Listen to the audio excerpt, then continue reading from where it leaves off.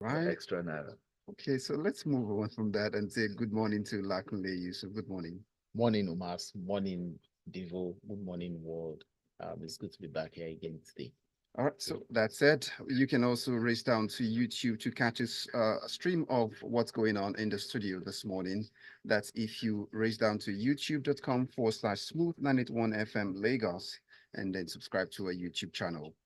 Devo, let's get on with this paper where the headline here reads Federal government disburses 200 billion naira palliative loans. What is this all about? And what's the criteria to get it? And is this why you're asking if we've got dollars? Well, I guess with the what kind of echo? I guess with the this administration, there have been many promises that have been floating in the air. We call them floating in the air because government has continually reassured citizens that some kind of relief or support would get to them in various ways, especially with the removal of several subsidies.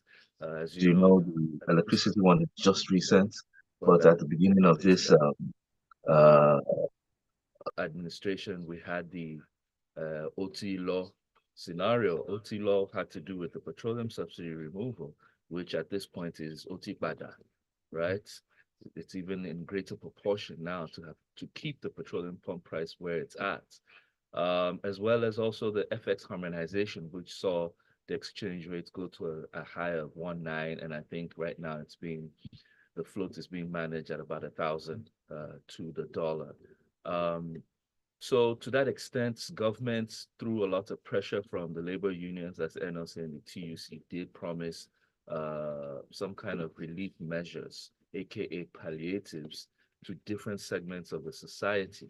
First of all, civil servants, and then to support for state governments to be able to relieve food items, because remember, there were pain points for many people from the food price to supply of to supply of uh to supply to supply of energy that has to do with fuel, that has to do with diesel, that has to do with gas, also the pain points of paying medical bills, and by extension, even transportation. And on that list of palliatives, which most people know it as, and many obviously have not seen, and the few that have come, most times it's been some people have lost their lives in terms of being trampled upon. Um, there was a dedication or an announcement that some money would go out to businesses, that's SMEs, who have taken a big hit in this season. As you know, many SMEs have had to close down because of their inability to survive in this time. Or if they've not closed down, they've had to retrench or right size or sack workers. Okay. So the Ministry of Industry announced recently that the 200 billion palliative that was announced for SMEs will be commenced.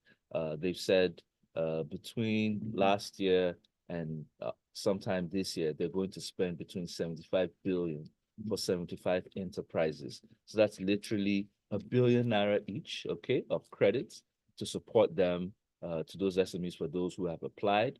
Of course, this announcement, which started a long time ago, came under a lot of criticism because of the delays. They've said it had to do with some form of registration and preparation. However, the terms of this credit, it's not free. The 1 billion naira is for 5 years at a 9% interest rate. And then I think a higher rate for those who are borrowing it for working capital with to repay back within 12 months. Now, I mean, that's a fair amount of money, which should be able to do some good. However, they've said there'll be some kind of supervision in terms of the repayment. But I think if we go back in history in terms of government interventions, it's not been a good story in the sense that we're still yet to get to the bottom of the 10 trillion naira that was made provision for. That was the agri anchor borrows program, which was supposed to be support for farmers, and only literally about only 20% of that came back. we're still battling as to how the 30 trillion ways and means, which was extra support for government operations, was spent. The success rate of spending of these intervention programs is very debatable. So in as much, and when I say success rate, one is how do they apply for this money? Who are those who applied? We keep hearing that, oh, some people have received, which is part of this article. Who are the people that received? What kind of businesses are they into? Because generally the accountability here is not just that businesses receive money. We want to see that those businesses, it had some level of impact on them. And two, who received it? Was it just cronies of the presidency or cronies of the party? Was it a method that was above board that anybody who applied transparently could receive? Remember, we still haven't even gotten to the bottom of the former all the grants that were given through the humanitarian and disaster ministry. Likewise, if you take it some years back and some other administrations, was it the Empower program? If you take it back some administrations, it was the I can't remember that program that was initiated that at the end of the day, many of the recipients, some were left high and hanging in foreign borders. So my point is, we're hearing announcements. We want to be able to put pen to paper and authenticate what's really happened. Not that we would see some names and then at the end of the day, those people come out and say we really didn't get everything that they had promised. All right, so let's go over now. Luckily, we'll move over to you as you help us get the sense of this next story, and it's also related in a way. The federal government to strengthen Greek development through inclusive land-based investment. So how can the government achieve this once again?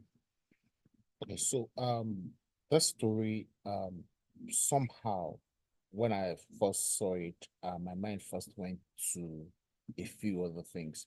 But here the story says that the National Program Coordinator of the State's Action on Business Enabling Reforms, in conjunction with the Nigerian Governors Forum and the Federal Ministry of Finance, have organized this event where they spoke about how they intend to create a framework for responsible and inclusive land-intensive agriculture. Now, the program is a 3-year program. That's the State Action on Business Enabling Reforms, right? It's a 3-year program from 2023 to 2025, which means that it started since last year, right? And it's going to cost about $750 million, right? And from this report, it does not say where that $750 million is going to come from.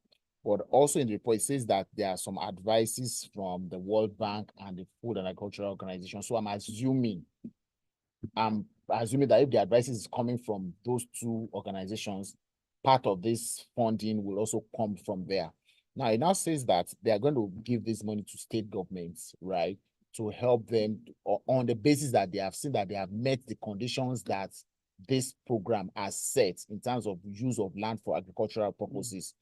Now, they are going to do that through an independent verification, who's going to verify that this state has complied with the basic rules of the program before they give them the money to spend on such things. Now, the first thoughts in my head about all of this is that, so how does this fit into our current laws about land holding?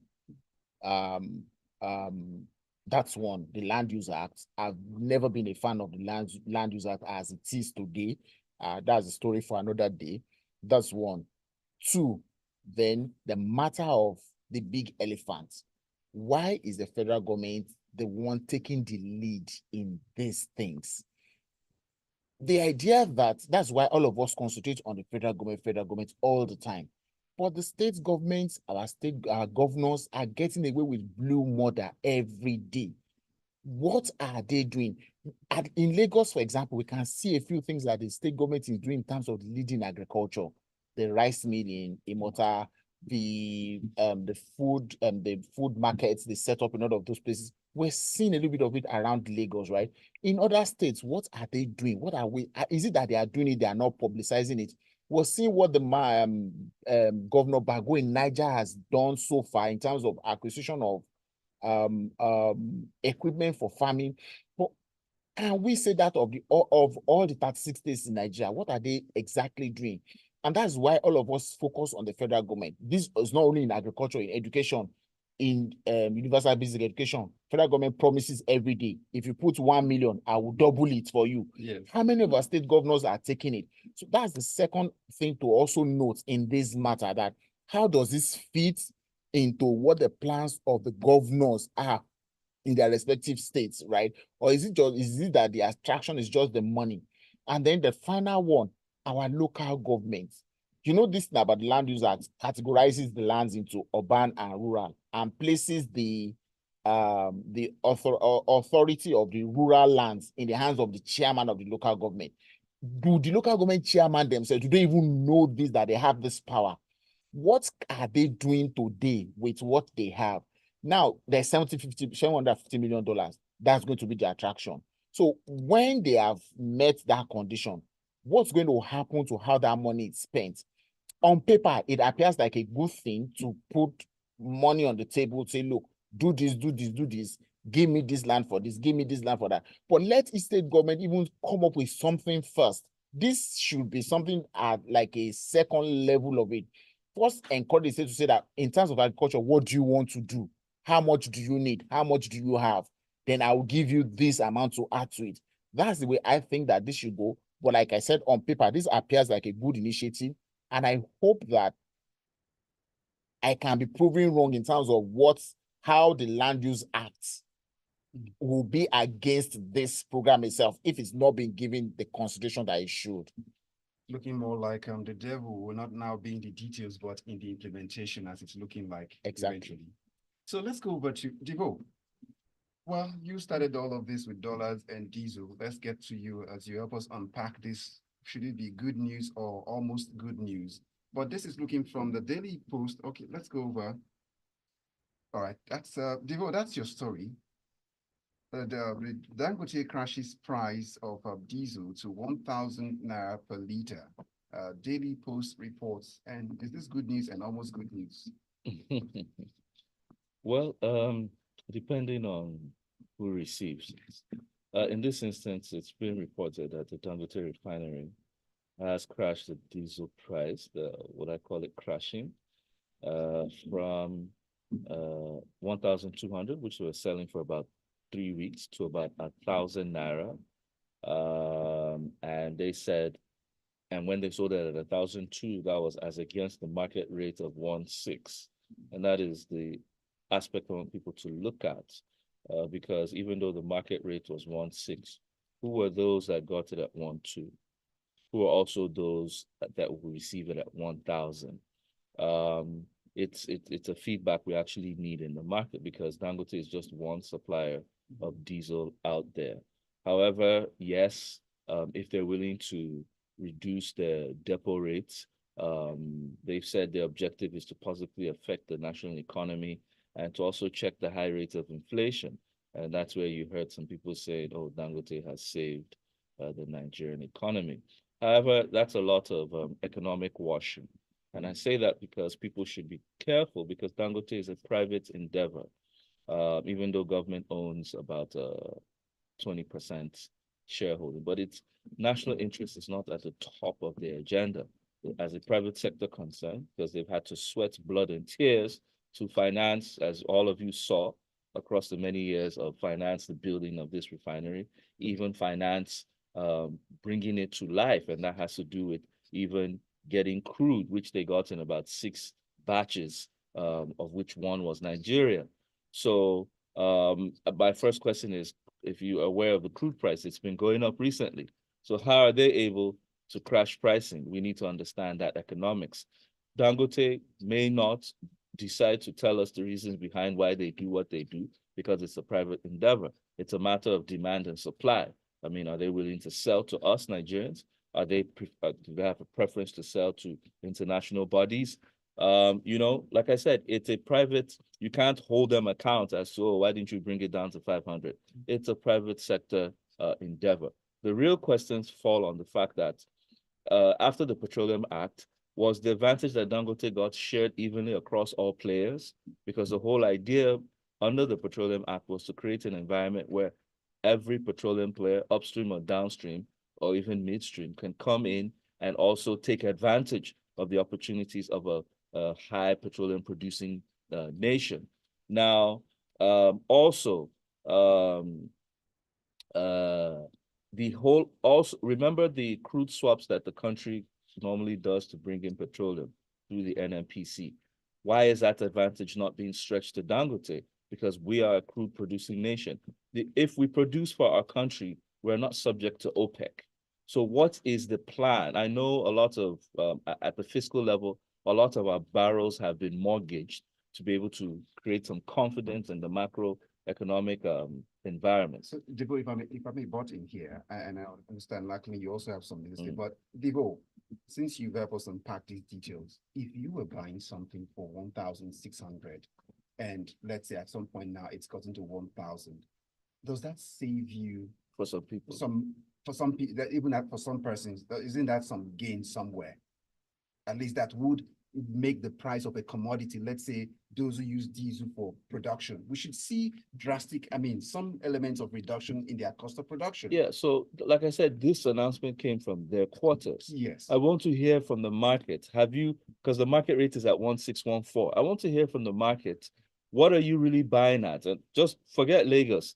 Take a look at other commercial cities like Onitsha, like Port Harcourt, like Kano, like Maiduguri, like Potiskum, etc. and co. Abuja. I want to hear from those cities, because if you juxtapose this with the FX issue, you realize that even with the reduction or the appreciation of the Naira, it's not reflecting exactly or commensurately with the inflation rates. Let's hear like on this. Oh, please. Well, I'm going to say this, that Dangote is a private business, yes, but they have done us a favor by telling us this is how much I'm selling it to the people who are going to sell it to you. So the pressure is now on the people who are selling it to the rest of us to adjust accordingly. It is not a fault of Dangote that he sells at 1,000 and somebody still goes to sell at 2,000. Normally would know that we've never bought petroleum products at the same prices across Nigeria from day one. We've always known that. So even if he sells, don't forget his refinery is in Ibejuleki here, right? It's going to cost something to get it from Ibejuleki to Potiskum or to Yobe. So I don't expect that when it was sold at 1,600 in Lagos, the Potiskum people probably buy at 2,500 or something, yeah? So that variation will still exist. Right. But what we expect is that across board, that should drop. And we jokingly said just before we came on here that no prices goes up in Nigeria and comes down. But we hope that will be proven wrong with this. All right, so that takes us to your paper, and it's still revenue, eyes on the revenue this time around. But we see messages trying to get along with the conversation. Let's see them. Let's get them coming on to 0809-444-0981. We're also streaming on YouTube. On YouTube, you can find us on youtube.com/smooth981FM Lagos. So Lakunle, let's see this next story where the Vanguard states that 31 states, 148 local government areas risk severe floods. That's according to the federal government. From the Vanguard, here we are. The cycle continues of warnings. Maybe we should just set an alarm or put it on our calendar every year. And then they should save us this things to do. Alas, exactly. Announcements every year. All my adult life as a Nigerian, every year we've had this move away from certain places is going to flood, and there are several. And there was a time as a child, I remember 2 consecutive years in our village, there were massive floods that washed away property, lives, and all that, and they were massive, right? And that was a cosmopolitan city in Nigeria by that time. Your village. Right. Okay. In Ibadan. Village, in Ibadan in 1980, everybody knew that story. I prefer. I am conservative. Right, I've said that it's a cosmopolitan village. It was big and right. Roofs. We know Ibadan with the brown roofs, but please. And right in the middle of town, Asbestos capital. Ibadan was practically washed away many years ago. And every year after that, in every city in Nigeria, we've had the same story.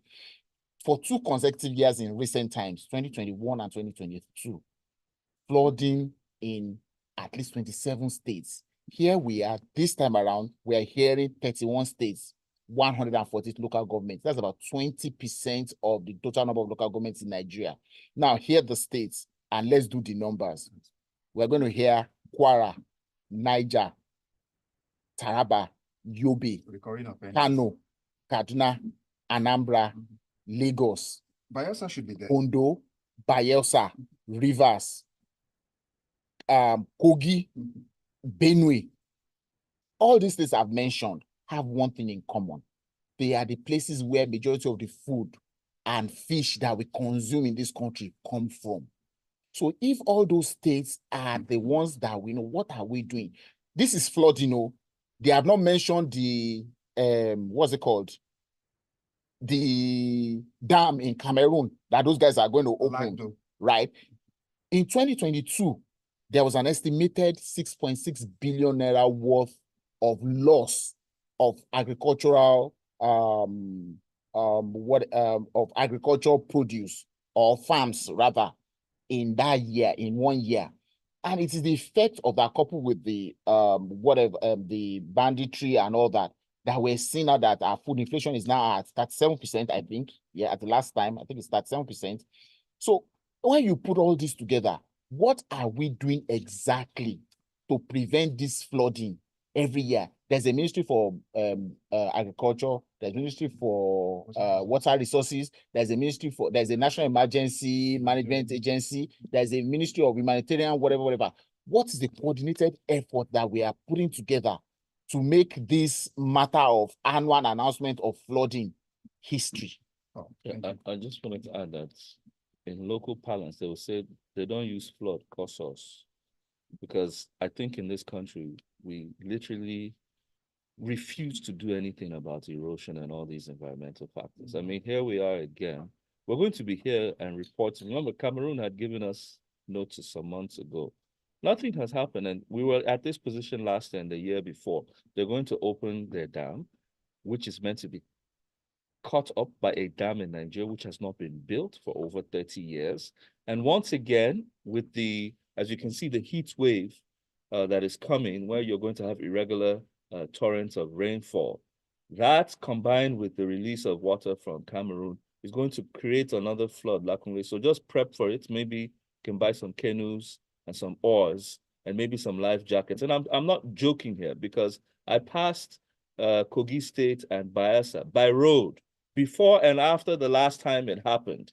And what did they do? They just waited. They allowed sunlight to dry up the water, and then they packed it off the streets, and we're going back to that point again. Even the Ministry of Humanitarian and Disaster literally could not. That was where some governors kept some palliatives that were meant for those people away. See, we're not a serious nation. And I have to say this, because other nations will use these environmental forces to create some kind of power, some kind of advantage. But here we are, putting our heads inside the holes like ostriches and still shouting hallelujah.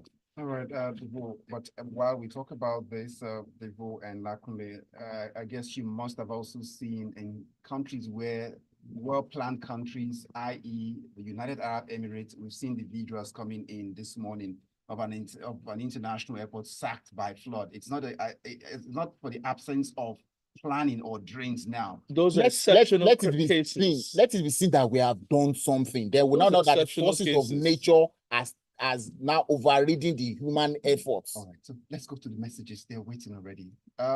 Abbas is waiting. Diesel is not 1.6 in the market, Devo. The highest we have seen right now in Lagos, where you stay, is 1,450. And some people are already selling as low as 1,360 naira. How do we even call Dangote selling low to marketers? Do we even, okay, economic wash? Or what did you, okay, going on there, but then Devo will respond. Do we even want anything good to happen in this country? We question the win and condemn them when things are not going well. Can't we just hail the win and hope that it gets better? We must always downplay with the negativity. Naira is winning, we are raising doubts, but when it was losing, we were shouting that they are terrible. God bless us. And then it goes on and on and on. Now, Jerry, you just a quick. Yes, when he remark. wakes up from his bubble, it's fine. I'm sure the people in other parts of the country have a different view to this. The point is, we should always keep the situation balanced so that people understand the real effects of some of these economic policies. Now, Jerry comes up saying, well, on the grant, my wife won 10 million naira in the UWIN back in the day. That was in 2013 under Gage. Good luck, Gage Jonathan government. It was so transparent. It was for women only. We didn't know anybody from anywhere. The monies were transferred in tranches direct from the CBN without giving anyone a dime. It was so un-Nigerian. That's what he says. But yeah, UWIN was better administered than although it didn't end up, not everybody got, but yes, UWIN was better administered than Empower. And they were closely monitored by SME, well, to ensure the money was effectively used. We opened a declining company, which has been surviving us up till now. Can speak of the successive government. That's what at least one person is. Yes, so he's attesting that he won in the UN. Yes, it's real. Then comes in Papi. Devo, forget the reduction in price of diesel by Doghudje. Didn't Boa announce the reduction in cement price? Has it happened? Papi? Yes, it did. Okay, we want to hear from the audience. Ajayi Olonilua comes up saying it's interesting that Doghudje is beginning to make impact with a reduction in the price of diesel, while the Port Harcourt refinery that is supposed to come on board in January is still in the cooler. Ajayi Olonilua from Agodo GRA Sherry sent in that one as a reminder. And then Tony from Marine Beach says, some persons said at a time that getting our local refineries running won't change anything. Imagine if we have other refineries running alongside Doghudje and the dollar drops further through continuous government effort. Don't you think we'll be better off? Let's not continue to badmouth our economy with some of these issues and all of that. So that's the thought here. So let's celebrate that. That's what Tony is saying. And Fabian with some of the messages for us this morning with this thought, it says, well, just like the response to reduce productivity, I expect that nothing much will be put in place until the flood comes. Then money will be injected to give purported relief.